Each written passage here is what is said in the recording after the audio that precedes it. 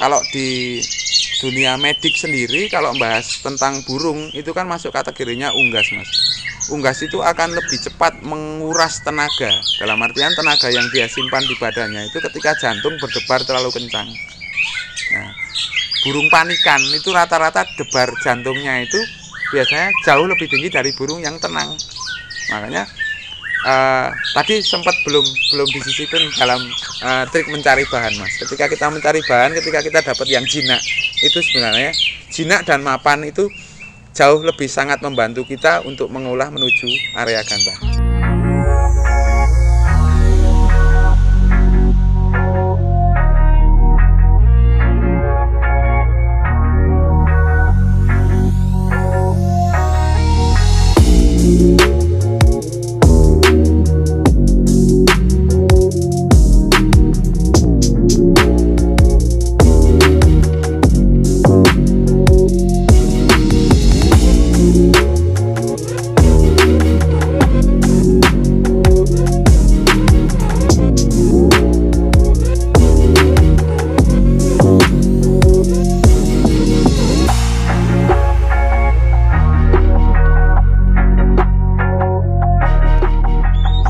Yang sudah enak untuk kita bawa ke gantangan, rata-rata itu mandinya sudah rutin, Mas, tiap hari rata-rata.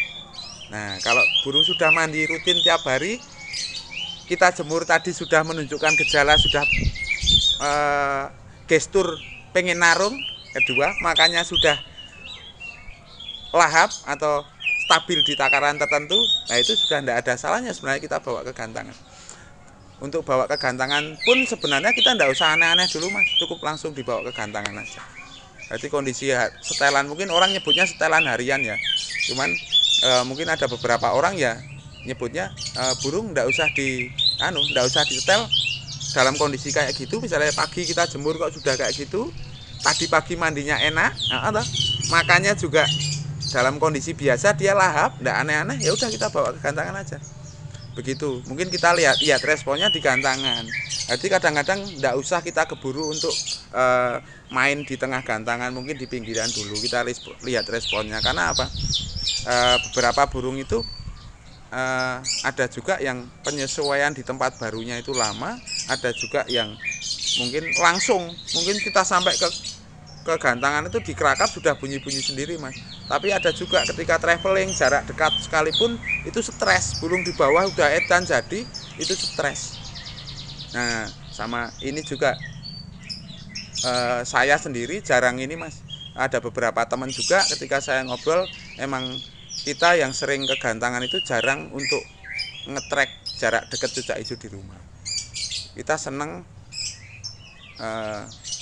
karena tujuan kita sebenarnya kita piara cucak hijau kan untuk biar nampil di gantangan dengan performa maksimalnya yang masing-masing mereka punyai. Ada yang emang bagus, ada yang emang sedang aja, tetapi kita lebih senang mengadu cucak hijau itu atau mempertemukan dia dengan lihat langsung cucak hijau ya di gantangan.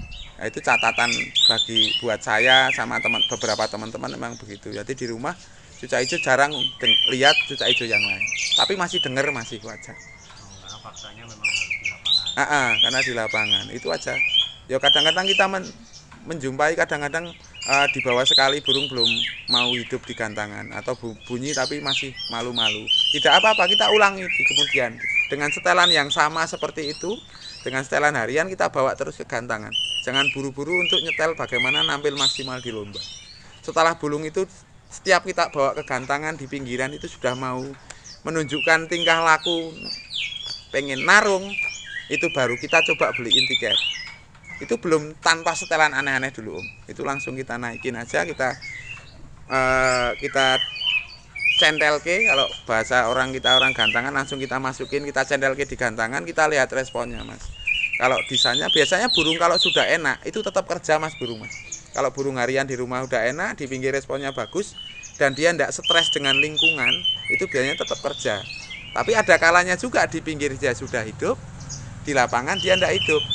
Itu biasanya karena jam terbang, Mas. Jadi harus dibiasain terus sampai dia mulai nampil di gantangan. Jadi istilahnya settingan tidak perlu dirubah, tapi jam terbang yang jam terbang kita naikin terus.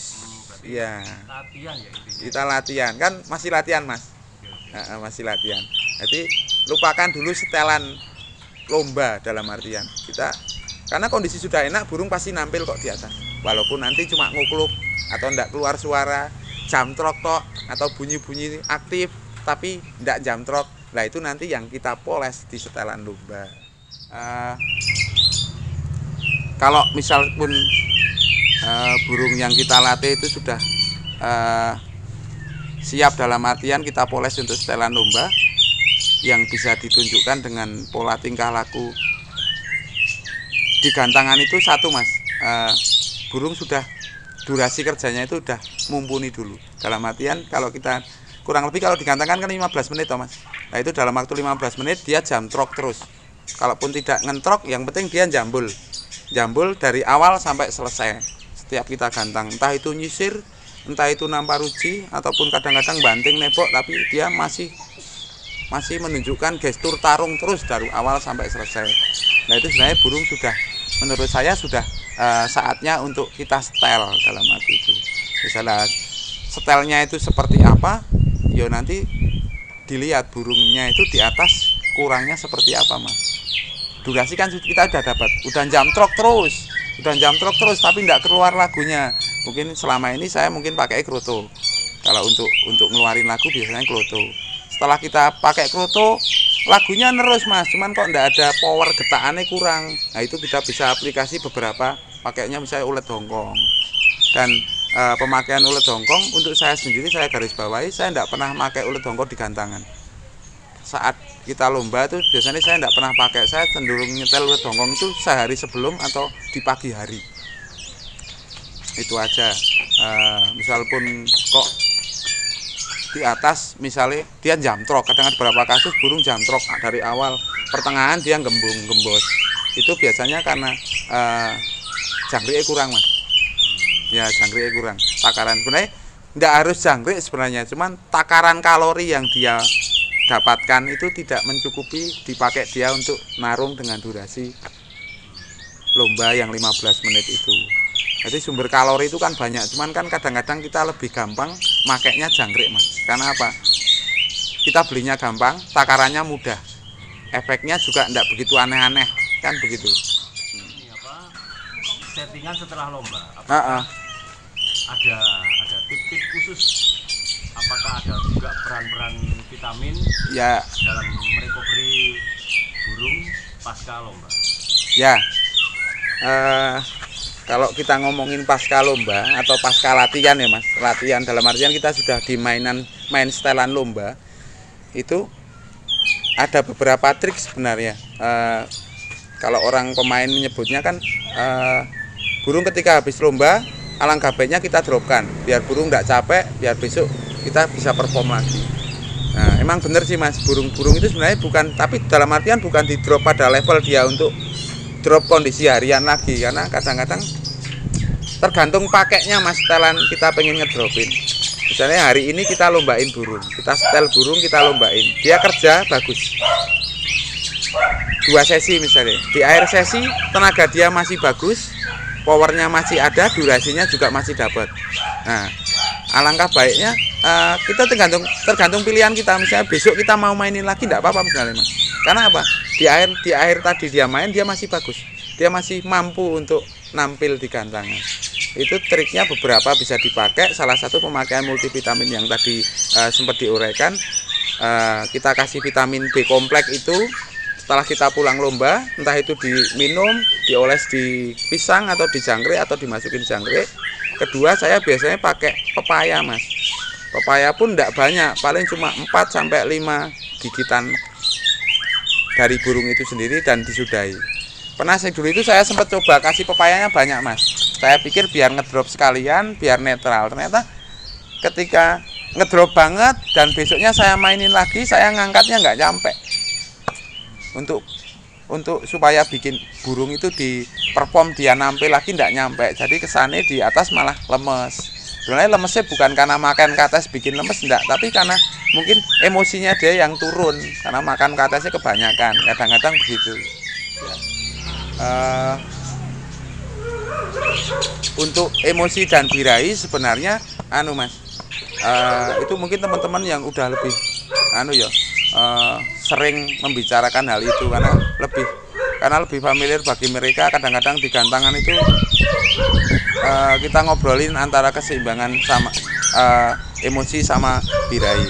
Untuk saya sendiri sebenarnya emosi itu bisa kita dapatkan di level yang maksimal itu dengan rawatan harian, Mas.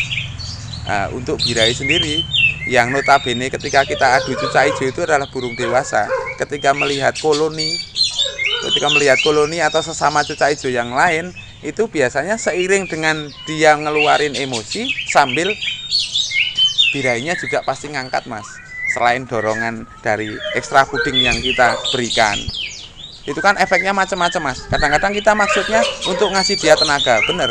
Cuman ketika level protein itu banyak, hormon kejantanan ya, karena kita kan burung jantan rata-rata, Mas.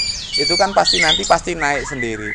Dan untuk birahi sendiri burung bisa berubah sewaktu-waktu loh, Mas. Kadang-kadang di rumah dia burung tidak ada birahinya, cuma emosi aja. Beberapa burung seperti itu. Ketika lihat burung yang lain, kerumunan burung banyak, dia langsung muncul birahinya. Makanya langsung burung narung keluar gaya. Kan begitu. Nah, bagi saya burung emosi itu ditunjukkan dengan perlawanan, Mas. Perlawanan bagaimana dia ngerespon terhadap burung yang lain. Untuk gaya sendiri itu lebih berperan.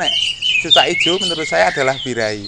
Karena gaya cucak hijau yang ngentok, jambul kadang-kadang ekstrim. Ada yang buka ekor, ada yang sayapnya sambil ngejer-ngejer nunjukin beberapa stare kalau orang bilang. Itu sebenarnya kan salah satu tingkah laku burung untuk menggoda burung betina, Mas. Nah, cari perhatian. Jadi jangan takut birahi. Burung cucak hijau yang birahi itu sebenarnya kalau kita dapat di level emosinya yang bagus, pasti gayanya indah. Dan keluar lagune. Nah, tapi jangan dilupakan yang ketiga tadi itu, Mas. Tenaga. Emosinya ada, birahinya ada, tapi tenaga nggak ada. Mungkin dia narung di awal. Ada banyak kasus makanya burung mewah sekali. Lagunya mewah banget, gayanya mewah. Cuman di awal 2-3 menit awal, setelah itu habis. Naik turun pangringan atau cuma diem. Itu biasanya ngaruhnya sebenarnya di tenaga, Mas. Di tenaga. Tenaga bisa didapatkan dari tenaga itu dari rawatan harian juga, rawatan harian juga pelatihan. Misalnya kita main penjemuran seperti yang tujuannya dari awal perawatan bahan sebelum kita lomba tadi itu yang sempat kita bicarakan itu, bahwasanya burung harus kita olah fisik dulu. Untuk apa? Itu sebenarnya cuma seleksi, Mas. Burung ini layak enggak dipakai untuk kita nanti lomba. Karena tidak dipungkiri bahwa semua burung itu bisa berbunyi. Semua burung itu bisa narung, tapi enggak semua burung bisa nampil dengan etika di gantangan. Kan begitu. Nah, jadi proses kita penjemuran itu sebenarnya cuma buat sambil kita ngelatih screening, dia mampu enggak melewati seperti itu. Kalau kita jemur seperti itu, terus kita buat lomba kok enggak mau nampil. Bukan terus memvonis burung itu untuk rumahan aja, enggak. Cuman tinggal opsi kita mau terus dengan kesempatan yang tipis itu, atau kita mencari bahan lagi yang setidaknya lebih cepat mendekati burung untuk segera nampil, kan begitu. Berarti intinya yang burung yang tadi yang nggak nampil bukan berarti tidak bisa nampil. Bukan berarti tidak bisa nampil. Tapi waktu yang diperlukan ya itu lebih panjang mungkin. Mungkin dalam artian ya dia belum dapat fisik itu, Mas. Mungkin fisik yang dia dapat itu belum mumpuni. Faktornya banyak sih kalau kita ngomongin fisik. Kalau di dunia medik sendiri, kalau bahas tentang burung itu kan masuk kategorinya unggas, Mas. Unggas itu akan lebih cepat menguras tenaga. Dalam artian tenaga yang dia simpan di badannya itu ketika jantung berdebar terlalu kencang. Nah, burung panikan itu rata-rata debar jantungnya itu biasanya jauh lebih tinggi dari burung yang tenang. Makanya tadi sempat belum disisipin dalam trik mencari bahan, Mas. Ketika kita mencari bahan, ketika kita dapat yang jinak, itu sebenarnya jinak dan mapan itu jauh lebih sangat membantu kita untuk mengolah menuju area gantangan. Karena satu itu, dia tidak boros tenaga burungnya. Karena burung kalau di denyut jantung sendiri, Mas, denyut jantung dari burung sendiri atau unggas pada umumnya itu banyak kita jumpai kasus ketika burung kita bawa tidak panas sama sekali. Perjalanan juga dipikir burung tidak gerabakan, santai, tapi begitu di area yang rame kita buka burungnya mangap. Padahal sudah kita mandiin, nggak kita kasih EF, dalam artian burungnya adem banget. Tapi kenapa mangap? Mangap itu sebenarnya bukan kepanasan, Mas. Ada dua hal, mangap karena kepanasan, dan kedua mangap karena emang dia mangap karena stres, Mas. Denyut jantung yang berdebar-debar itu bikin kadang-kadang burung menunjukkan gejala buka paruh. Kalau burung buka paruhnya karena panas aja, tapi dia masih nyisa perform emosi birainya masih, tenaganya masih ada, biasanya tetap bunyi kok rata-rata. Cuma nanti mungkin tidak maksimal performnya. Ketika dia masih mangap kita gantang, mungkin karena panas dia masih mancal-mancal atau bunyinya jadi patah-patah. Tapi kalau bumulu yang mangap karena stres, itu biasanya digantung cuma diem, Mas. Nah, rata-rata burung yang seperti itu butuh fisik yang lebih, Mas. Karena apa? Bawaan dari oroknya itu memang denyut jantungnya itu gampang berubah sesuai kondisi. Mungkin kita lihat burungnya cuma diem, cuman jantungnya kan berdebar-debar. Kadang-kadang orang nyebut burungnya over emosi. Kadang-kadang over emosi tidak ada birai, burung tidak bunyi, cuma bergetar di ekor atau sayap. Itu sebenarnya karena dia denyut jantungnya sudah tinggi banget. Salam kicau mania, salam lestari.